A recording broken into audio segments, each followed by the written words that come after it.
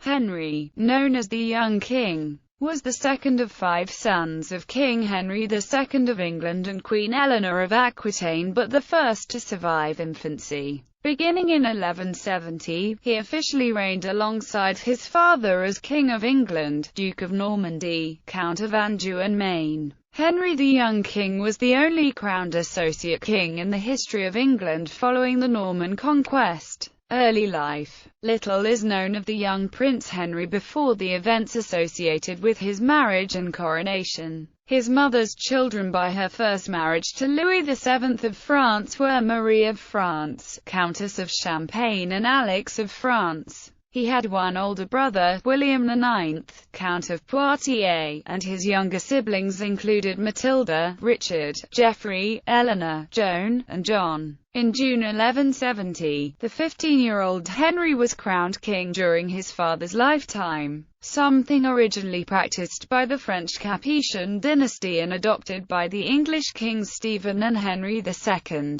The physical appearance of Henry at his coronation in 1170 is given in a contemporary court poem written in Latin, where the 15-year-old prince is described as being very handsome, tall but well-proportioned, broad-shouldered with a long and elegant neck, pale and freckled skin, bright and wide blue eyes, and a thick mop of the reddish-gold hair. He was known in his own lifetime as Henry the Young King, to distinguish him from his father. Because he predeceased his father, he is not counted in the numerical succession of kings of England. Nonetheless, he was an anointed king and his royal status was not disputed. According to one of Beckett's correspondents, Henry was knighted by his father before the coronation. But the biographer of William Marshall asserts that the king was knighted by William in the course of the rebellion of 1173. Tournament hero and celebrity. Henry did not appear to have been very interested in the day-to-day business of government, which distinguished him from his father and younger brothers. His father, however, is reputed to have failed to delegate authority to his son, retaining power in England.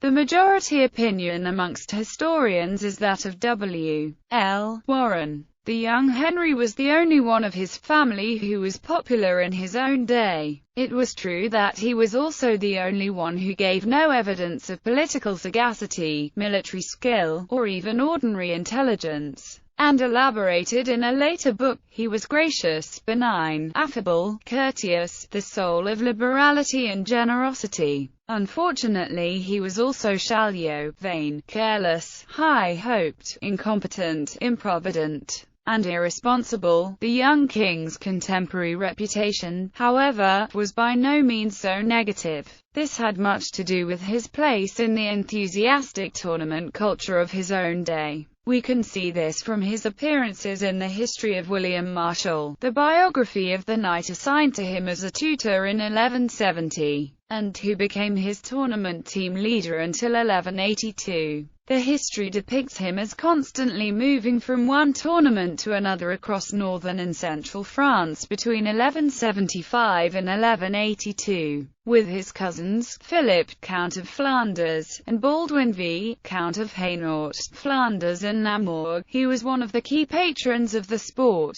He is said to have spent over £200 a day on the great retinue of knights he brought to the tournament of Lagny-sur-Marne in November 1179. If he lacked political weight, the young king's patronage gave him celebrity status throughout Western Europe. The Baron and troubadour Bertrand de Born, who knew him, said that he was the best king who ever took up a shield, the most daring and best of all tourneurs. From the time when Roland was alive, and even before, never was seen a knight so skilled, so warlike, whose fame resounded so around the world. Even if Roland did come back, or if the world were searched as far as the River Nile and the setting sun, there was a perception amongst his contemporaries and the next generation that his death in 1183 marked a decline both in the tournament and knightly endeavour. His former chaplain, Gervase of Tilbury, said that his death was the end of everything knightly. However, de Born was later highly critical of the young king, and satirized him in several of his works.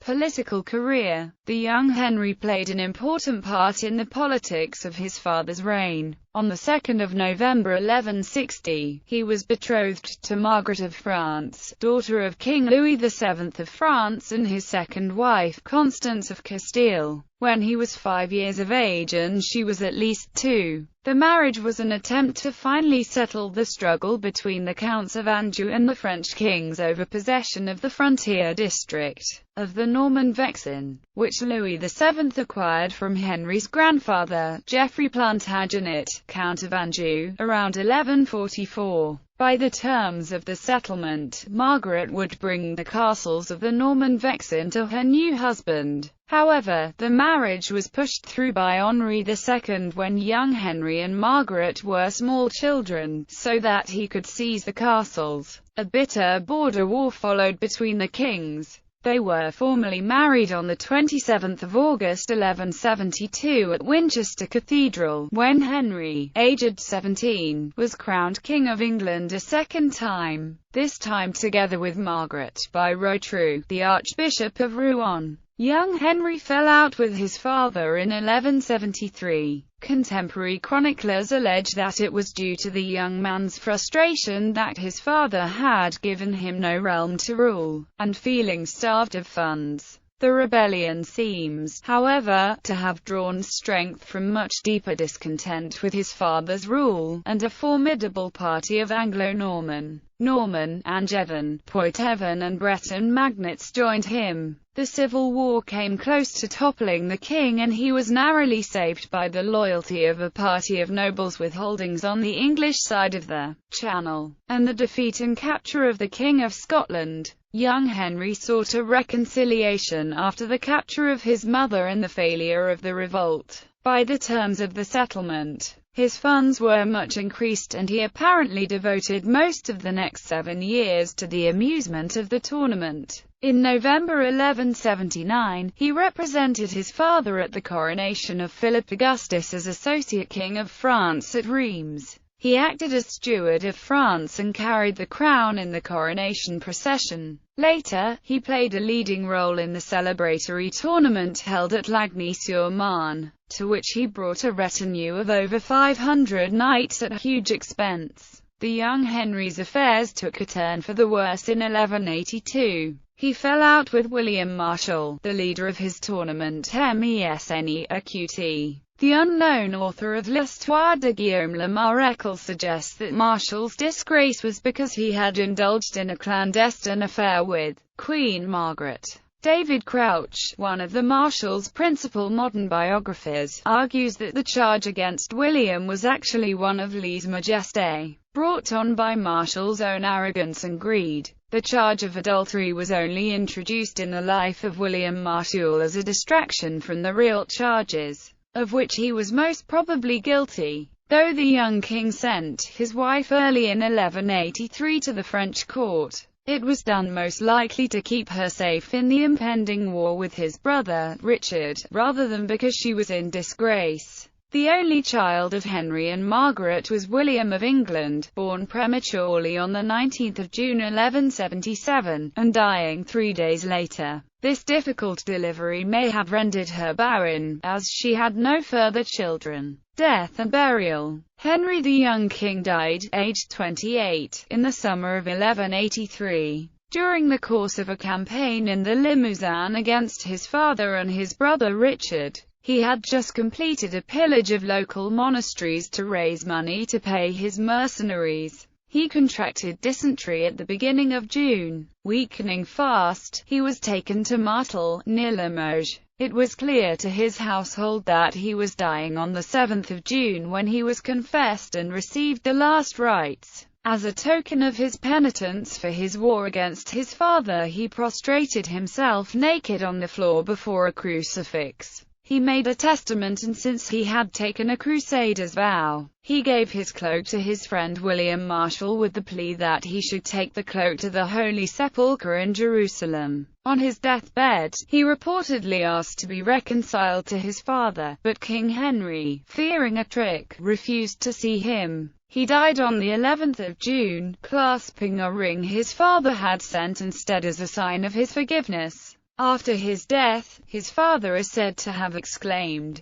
"He cost me much, but I wish he had lived to cost me more." After his death, there was an attempt by his mother and a faction of his friends to promote his sainthood. Thomas of Early, Archdeacon of Wells, published a sermon not long afterwards which detailed miraculous events attending the cortege which took his body north to Normandy. Henry had left orders that his entrails and other body parts should be buried at the Abbey of Charroux, but the rest of his body should rest in Rouen Cathedral. However, during the funeral procession, a member of Henry's household was seized by his mercenary captains for debts the late king had owed them. The knights accompanying his corpse were so penniless they had to be fed by charity at the monastery of Ajoie. There were large and emotional gatherings wherever his body rested. At Le Mans, the local bishop halted the procession and ordered the body buried in his cathedral, perhaps to help diffuse the civil unrest Henry's death had caused. The Dean of Rouen recovered the body from the chapter of Le Mans a month later by lawsuit, so the young Henry could be buried in Normandy as he had desired in his testament.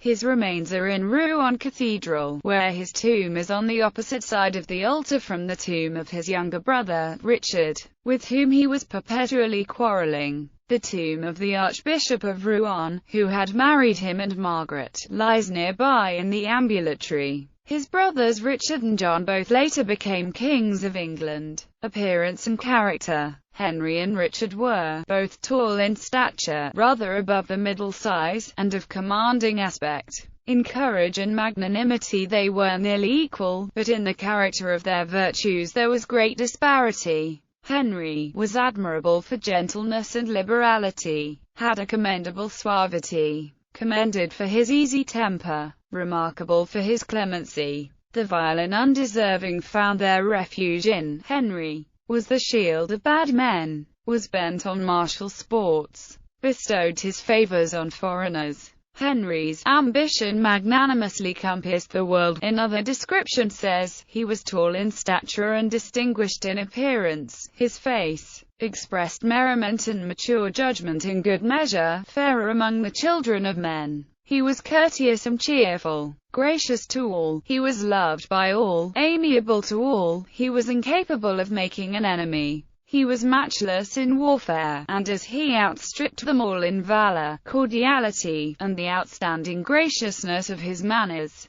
his true generosity, and true integrity. Fictional portrayals. Henry was portrayed by Riggs O'Hara in the 1964 film Beckett. He was also portrayed by Alan Cox, Dominic Savage, and Kevin McNally in the 1978 BBC TV series The Devil's Crown, which dramatized the reigns of his father and brothers. Henry is an important character in Sharon K. Penman's novels Time and Chance and The Devil's Brood. Henry is an important secondary character in Elizabeth Chadwick's novel The Greatest Night. Although he does not personally appear, Henry's death precipitates the events of James Goldman's play The Lion in Winter, which features Henry's parents and three younger brothers. Henry was also portrayed by Andrea Ziriou in the 2013 film Richard the Lionheart and in Richard the Lionheart: Rebellion. Ancestry.